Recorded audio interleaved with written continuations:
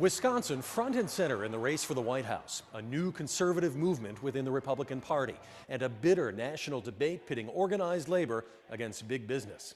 It's not the presidential race of 2012 that I'm describing, but 1912, and something that happened on the streets of old Milwaukee 100 years ago this week, an event that nearly changed the course of American history and Milwaukee's place in it.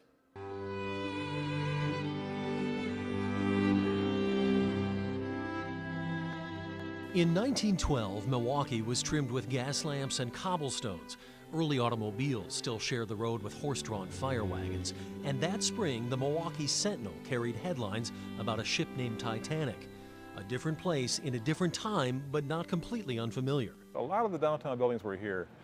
City Hall's 1895, Pabst Theater's 1895, so much of the downtown would be very familiar. And so it was in October of 1912 that Teddy Roosevelt arrived on the streets of old Milwaukee. A popular former president recently split from the Republican Party, seeking what would effectively be a third term in the White House. Roosevelt had served almost all of McKinley's term after his assassination and then elected to a term in his own right, so he had almost 8 years in office. And that, say the historians, is also what brought a German immigrant by the name of John Schrank to Milwaukee. John Schrank was the classical person who had heard voices.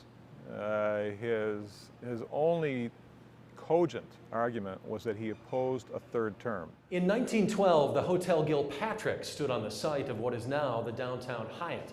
And it was here, on this very spot, after following Roosevelt around for weeks, that Schrank finally got close enough to act. So Roosevelt leaves the hotel, leaves the doors going out onto 3rd Street to a car that was waiting to take him to the auditorium.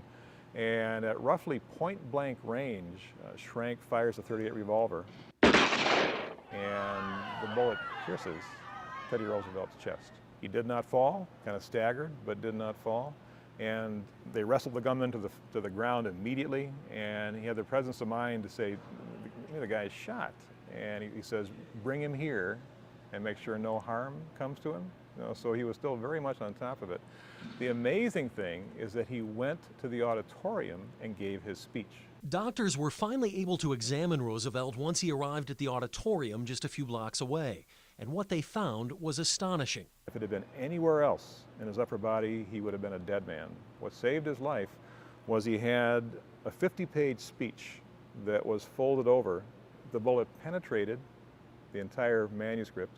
It put a dent in his metal glasses case, as well as going through a heavy overcoat, and still had enough force to be lodged in his chest. In keeping with his larger-than-life persona, Roosevelt would speak for over an hour that day, eventually delivering the line that would become his lasting legacy. He teetered a couple times. His aides were kind of sort of waiting, just in case he fell over to make sure that they would catch him. But he finished it, and as he said, it takes more than one bullet to kill a bull moose.